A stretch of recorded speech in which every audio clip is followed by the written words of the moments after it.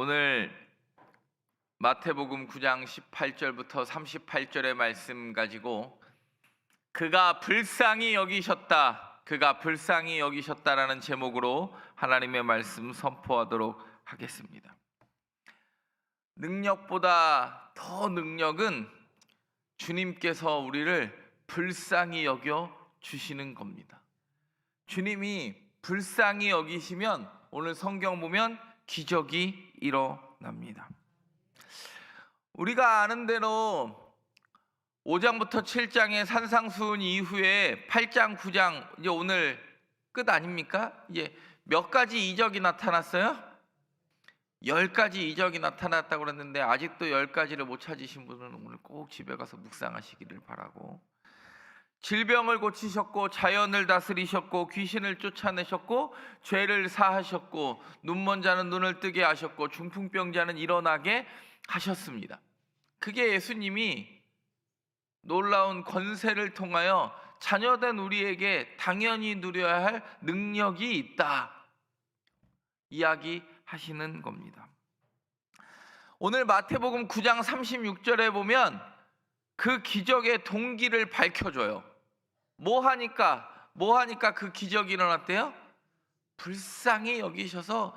이 모든 기적은 내가 능력이 있어서 그 기적이 일어난 게 아니라 누가 불쌍히 여기셔서 그 기적이 일어났다고요?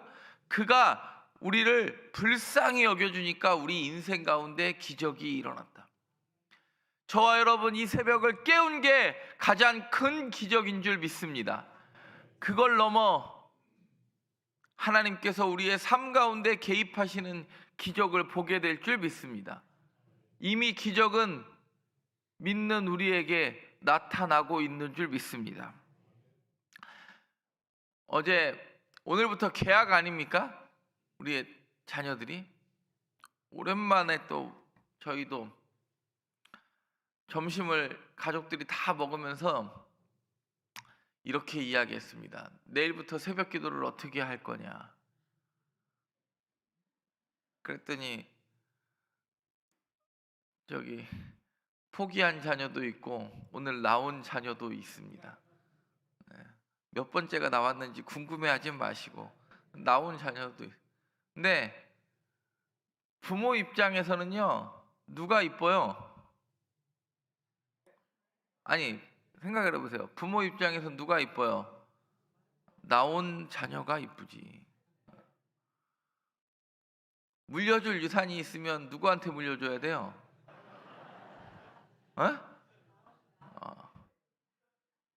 물려줄 유산이 있으면 40일 새벽 기도하는 자녀한테 물려줘야지.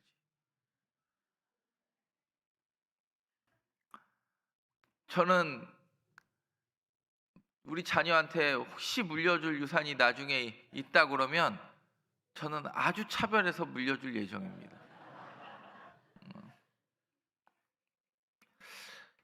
무리를 보시고 불쌍히 여기시니까 이미 그 기적이 일어나요. 목자 없는 양 같은 사람을 불쌍히 여기시고 눈먼 자를 불쌍히 여기시고 오늘 보면 혈루증 여인을 불쌍히 여기시고 또 뭐 하니까요? 이미 자기 딸이 죽어서 어찌할 바를 모르는 회당장을 불쌍히 여기셔서 하나님이 놀라운 기적을 일으키셔요. 이거를 여러분도 많이 들어보셨을 것 같은데 헬라어로 스플랑크니조마이라고 그래요. 스플랑크니조마이. 이 스플랑크나가 무슨 뜻이냐면 내장 창자라는 뜻이에요. 그러니까 스플랑크니조마이는 여기서 이제 불쌍히 여겼다 이 말은 뭐예요? 불쌍히 여겼다는 그냥 아이고야 불쌍하다 이게 아니라 내장 창자 깊은 곳에서부터 끌어나오는 긍휼과 애통함이 있었다. 여러분 정말 예수님은요 우리를 향하여 내장 깊은 곳에서부터 끌어나오는 그 불쌍함과 안타까움이 있으니까 우리 구원하려고 십자가까지 지는 거예요. 여러분 우리를 불쌍히 여기심의 완성은 십자가로 완성되는 겁니다. 오늘 성경이 이야기합니다. 복음서에서 특별히 이 불쌍히 여겼다라는 게 마태복음과 누가복음에 이제 자주 등장하게 되는데, 마태복음 오늘 무리를 보고 불쌍히 여기시고, 나중에 마태복음 14장에서도 불쌍히 여기사 그 중에 있는 병자를 고쳐주시고, 15장에서도 내가 무리를 불쌍히 여기니까 여러분 역사가 일어납니다. 그리고 여기 우리를 불쌍히 여겼다의 가장 큰 사건은 저와 여러분들이 아는 마태복음이 아니라 누가복음 15장에 나오는 두 아들, 특별히 어떤 아들, 자기 아버지 죽은 줄 알고 버리고 갔을 때 아무것도 없이 달려오는 그 아들을 아버지가 긍휼히 여겨 달려가서 안아줬을 때 그 불쌍히 여기는 스프랑크니조마이가 등장을 합니다. 여러분, 하나님의 심장이 우리를 향하여 움직이는 오늘 이 새벽 되기를 간절히 바랍니다. 오늘 첫 번째, 그가 불쌍히 여기셨다. 첫 번째 한번 따라해 보겠습니다. 죽음을 넘는 긍휼. 오늘 18절부터 26절은 두 사건이 동시에 등장해요. 첫 번째는 우리가 아는 대로 누가 오죠? 한 관리. 근데 이제 나중에 마가복음 같은 데서 보면 이 한 관리가 누군지를 알려줘요. 회당장 야이로라고 이름을 아예 기록해줘요. 회당장 야이로. 회당장 야이로가요, 이게 복음서마다, 혹시 여러분 이 교재 집에 가서도 보시는 분 한번 손 한번 들어보실래요? 네. 목사가 가장 큰 기쁜 소식을 들었을 때는 이럴 때가 있더라고요. 요즘은 집에서 뭐 하세요? 그러면 새벽 기도 듣고 집에 가서 교재 묵상하고 남는 시간에는 마태복음 필사합니다. 할렐루야. 여러분, 진짜 그런 분들에게 놀라운 기적이 일어날 줄 믿습니다. 이미 믿음대로 막 그런 얘기 들을 때마다 목사도 힘을 얻어요. 그렇다고 해서 갑자기 안 하던 거 했다고 거짓말하지 마시고. 근데 77페이지 보면 이게 야이로의 딸 이 혈루증 여인 이 두 사건이 마테마가 누가 다 나오지 않습니까? 근데 마태복음은 이미 죽었고 마가복음은 어떻게 돼요? 아직 죽었어요? 안 죽었어요? 안 죽게 되었다 그래요. 죽게 되었사오나 그래요. 그리고 누가복음은 의사니까 뭐라 그래요? 죽어 가미로라. 이게 이미 오늘 누가 어디서 제일 능력이 많이 나타나는 것 같아요? 마태에서. 왜? 마태만 죽었거든요 지금. 마가와 누가는 아직 죽지 않았어요. 근데 오늘 성경 보세요. 이미 죽은 사람의 시신 만지면 우리가 아는 대로 며칠 동안 부정합니까? 구약의 율법대로 7일 동안 부정해요. 이건 레위기에서도 등장을 하고 민수기에서도 등장하는 누구나 거부할 수 없는 율법이에요. 시신을 만지면 7일 동안 부정하다. 근데 오늘 누구의 손을 잡아요? 예수님이 그 이미 죽은 아이의 손을 잡아요. 이걸 잡아 일으켰다 그러는데 마가복음은 아람어를 써서 뭐라 그래요? 달리다 쿰 소녀야 일어나라. 죽음의 부정이 예수님께 전염되는 게 아니라 그 불쌍히 여기셨던 예수님의 생명이 그에게 전염되어 그가 살더라. 여러분, 우리는 여전히 하나님의 은혜를 간구하는 사람들입니다. 그의 불쌍히 여기심을 기대하는 사람들입니다. 죽음은 사람들은 그때 이렇게 생각했습니다. 하나님과 뭐 하게 되었다, 단절되었다 생각했습니다. 근데 오늘 성경이 뭐라고 그러냐면 예수님이 이미 죽은 아이한테 죽은 것이 아니라 뭐 한다고 그래요? 잔다 그래요. 이미 구약에서도 이 부활의 이야기들이 곳곳에 등장을 하는데 다니엘 12장 2절에도요. 이거 말씀 다니엘 11장 2절 시작. 땅의 티끌 가운데서 자는 자 중에서 많은 사람이 깨어나 영생을 받는 자도 있겠고 수치를 당하여서 영원히 부끄러움을 당할 자도 있을 것이며 영생을 받는 자도 있겠고. 다니엘 12장 2절의 부활 사상과도 연결됩니다. 예수님은 단순한 치유자가 아니라 부활의 주입니다.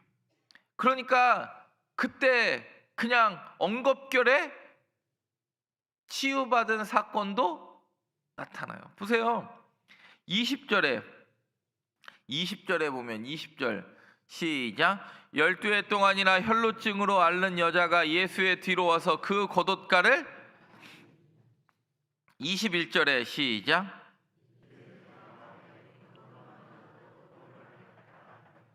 여러분, 회당장 야이로도요 이미 죽은 딸 앞에서도 뭐라 그래요? 주님, 그 몸에 손을 얹어 주소서. 그리하면 살아나겠나이다. 그 믿음이 그 딸 살렸어요. 여인도 뭐라 그래요? 내가 12의 혈루증 앓는 거 밝힐 수 있습니까? 없습니까? 없어요. 왜? 유출병 있어도 그 여자 만지면 그 주변에 있는 사람들 다 어떻게 돼요? 또 일주일 동안 부정하게 되잖아요. 그러니까 어디 가서 병 있다 말도 못해요. 사람들이 요즘은 병이 있어도 굳이 이야기를 잘 안 해요. 괜히 나는 아픈데 내가 저 사람이 왜 병에 걸렸을까 사람들이 관심 갖고 이야기할까 봐 굳이 이야기하고 싶지도 않아요. 괜히 나만 아픈 거지 누가 내 인생에 관심을 가져주랴. 사실 그런 마음 있지 않습니까? 근데 여러분, 우리의 인생에 주께서만 긍휼히 여기시면, 그가 불쌍히만 여기면 내가 낫겠나이다. 그 고백이 저와 여러분 가운데 있기를 바랍니다. 주님, 오셔서 이미 죽은 딸 만지면 낫겠습니다. 내가 그분의 겉옷자락만 만져도 낫겠습니다. 그 작은 믿음이 하나님의 놀라운 기적을 일으키는 줄 믿습니다. 죽음을 넘는 긍휼이 그 사람들에게 나타납니다. 두 번째 한번 따라해 보겠습니다. 눈과 입을 여는 긍휼. 오늘 성경은요, 죽음을 넘는 긍휼이 있었고 눈과 입을 여는 긍휼이 있었습니다. 27절 시작. 두 맹인이 따라오며 소리질러 이르되 다윗의 자손이여 우리를 불쌍히 여기소서 하더니. 여러분, 항상 마태복음은 환자들이 복수로 등장한다고 그랬어요? 단수로 등장한다고 그랬어요? 복수로 등장을 해요. 복수로. 오늘도 뭐라고 그래요? 두 맹인. 여러분, 주일날도 귀신 들린 자 몇이 따라왔다고 그래요? 둘. 왜? 두 사람 이상이 그 사건을 확인하지 않으면 그 사건은 성립돼요, 안 돼요? 안 되는 게 유대인의 관점이니까 여러분, 미리 스포하자면, 원래 영화 같은 거 스포하면 안 되는데 성경은 스포해도 되니까 스포는 이제 결론을 이야기하는 거예요. 마태복음은 모든 환자나 이런 일들은 다 두 사람이 등장을 해요. 그래가지고 여리고 맹인 있죠? 여리고 맹인. 그것도 정답을 알려주잖아. 두 사람이. 근데 나중에 부활 사건 때만 한 천사야. 마태복음은. 근데 오히려 누가복음은 두 사람이 예수의 부활을 마리아에게 이야기해요. 그거는 왜 그러는지 부활 사건 때 가서 이야기하도록 하고, 여러분 오늘도 두 맹인이 동시에 따라오면서 뭐라고 그래요? 다윗의 자손이요 그래요. 다윗의 자손이요. 마태복음은 1장 1절부터 뭐라고 시작했어요? 아브라함과 다윗의 자손 예수 그리스도의 계보라. 그래가지고 마태복음 1장 20절에도 보면 요셉을 부를 때 뭐라고 부르냐면 다윗의 자손 요셉아 그래요. 천사가 요셉 부를 때도. 그리고 오늘도 뭐라고 그래요? 다윗의 자손이여 우리를 불쌍히 여기소서. 그리고 12장에도 보면 말 못하는 귀신자 치유할 때도 다윗의 자손아 그래요, 예수님이. 그리고 마태복음 15장에 가나안 여인 치유할 때도 가나안 여인이 자기 자녀가 죽게 되니까 뭐라 그래요?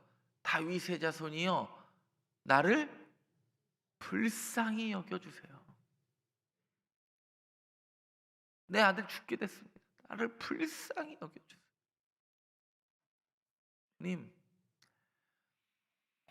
예수님이요 우리를 스프랑크디조마이 정말 깊은 긍휼로부터 이야기하시면 죽음의 권세도 넘어가고 우리의 막혔던 눈과 오늘 두 맹인이 막혔던 눈과 입이 열려요. 입이 열려.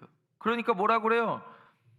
30절에 보면 그들의 눈이 그 눈들이 밝아진지라 예수께서 엄히 경고하시되 삼가 아무에게도 알리지 말라 하셨으나 31절 시작 그들이 나가서 예수의 소문을 그러니까 소문을 퍼뜨릴 사람은 항상 몇 사람? 두 사람. 가다라 귀신도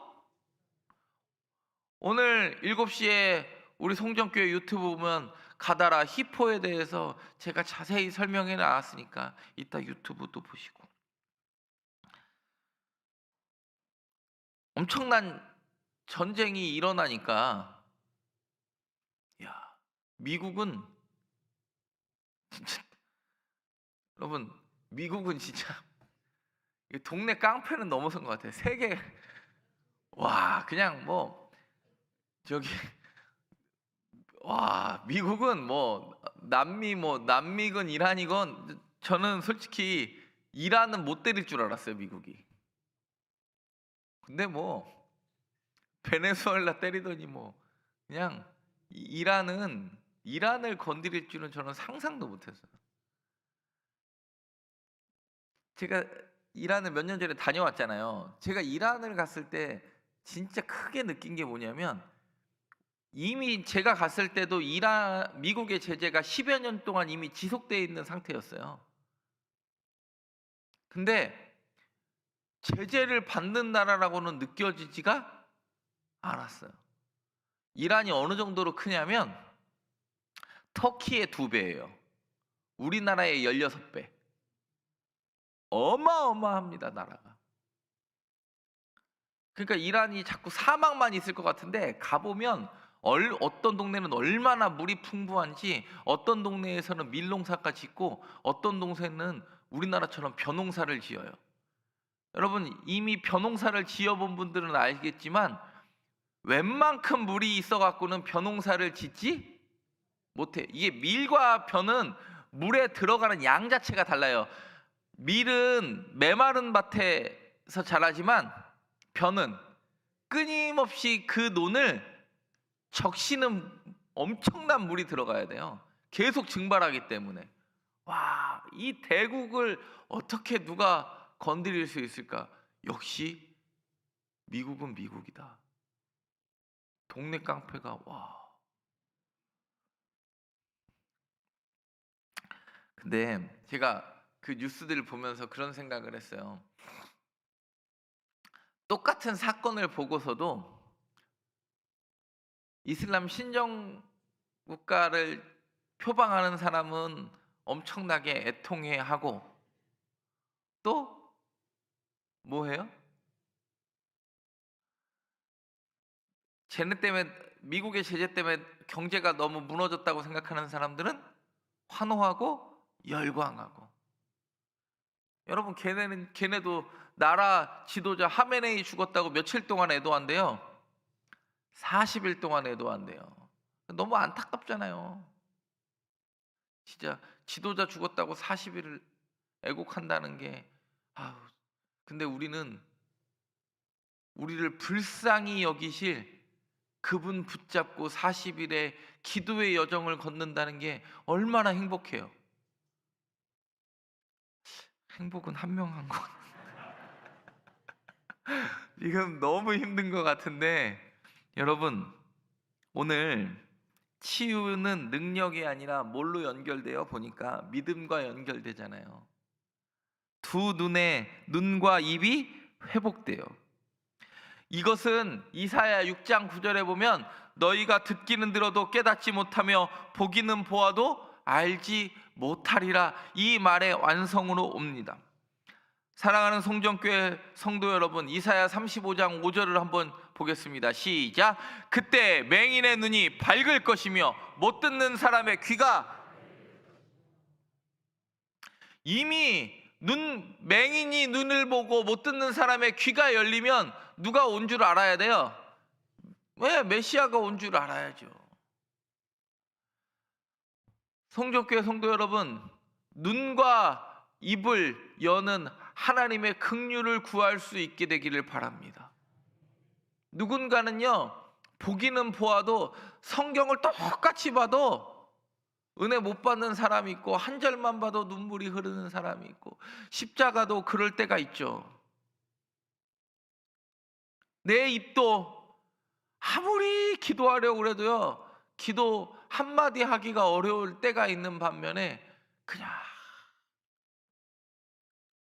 앉아 있어도 나를 긍휼히 여기시는 그 주의 시선이 느껴지면 우리의 눈과 입이 터지는 줄 믿습니다.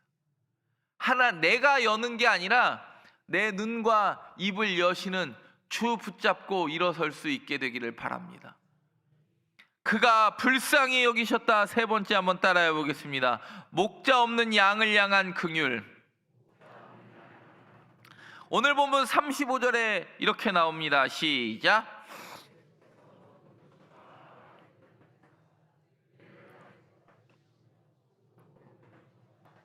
모든 병과 모든 약한 것을.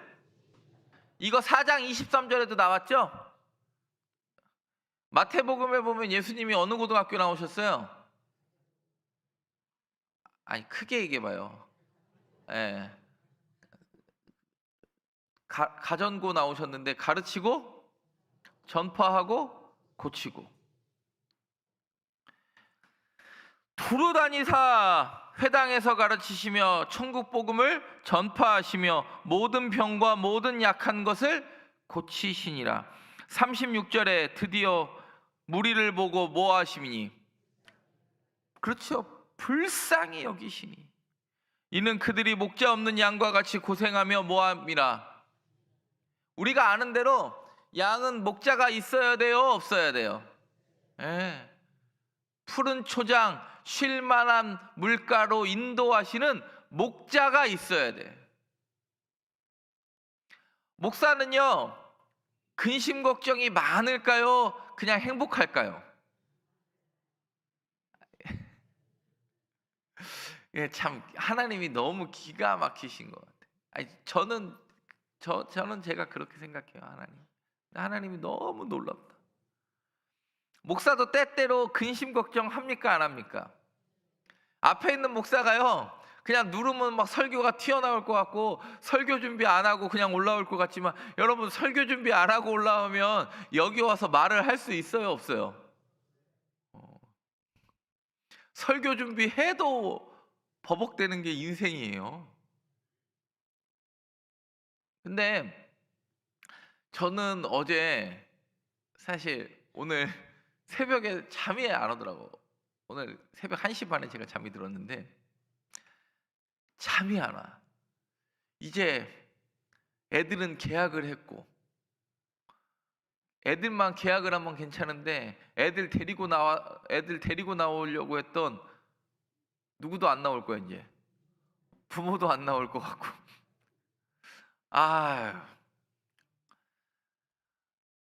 속으로 사실 근심 걱정이 됐을까요? 안 됐을까요? 빨리 오늘 새벽이 되면 좋겠다 생각이 들더라고요. 근데 저는 오늘 새벽에도 그걸 느껴요. 하나님이 목사를 불쌍히 여기시니 여러분을 선물과 같이 이 새벽에 보내신 줄 믿고, 주님이 목사도 불쌍히 여기시니까 하나님의 놀라운 기적을 보게 하시는 거 아니에요? 저와 여러분을 목자 없는 양을 향한 긍휼의 마음으로 불쌍히 여기시니까 저와 여러분을 이 새벽에 깨우신 거 아니에요? 오늘 뭐라고 그래요? 38절에 이렇게 이야기합니다. 그러므로 추수하는 주인에게 청하여 추수한 일꾼들을 보내주소서. 청하니라. 청하니까 뭐라고 그래요? 보내주소서. 그러니까 예수님이요, 십장을 딱 열자마자 제자들을 불러서 파송해요. 마태복음만 제자 부르심과 파송이 같은 장에 나옵니다. 마태복음만 그래요. 제자 부름과 파송이 같은 장에 나오는 건 어느 복음서라고요? 내일 등장합니다.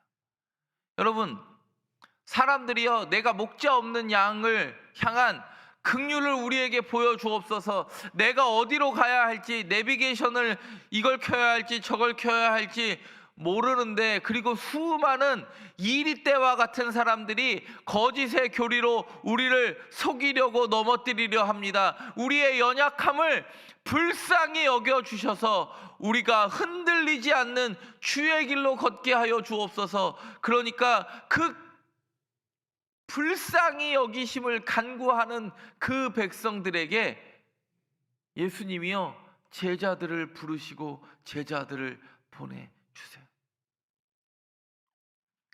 사랑하는 송정교회 성도 여러분, 그가 불쌍히 여기시니까 죽은 자가 일어나고 눈먼 자가 눈을 뜨고 말 못하는 사람이 말을 하고 목자 없는 양과 같은 인생 가운데 목자를 보내주십니다. 사순절은 그 긍휼하심을 묵상하는 시간 되기를 바랍니다. 오늘 그가 우리를 불쌍히 여기셨듯이 창자에서부터 끓는 깊은 긍휼로 우리를 그가 불쌍히 여기셨듯이 저와 여러분들이 긍휼이 넘치는 하루를 살게 되기를 바랍니다. 이미 긍휼을 얻은 자처럼 긍휼을 베풀 수 있는 하루하루 살게 되기를 바라고, 왼뺨 맞으면 못도 돌려대고요, 오른뺨도 돌려댈 수 있는 긍휼을 입은 자처럼 오늘 하루가 기쁨과 감사로 표현되는 사순절 되기를 간절히 바랍니다. 기도하겠습니다.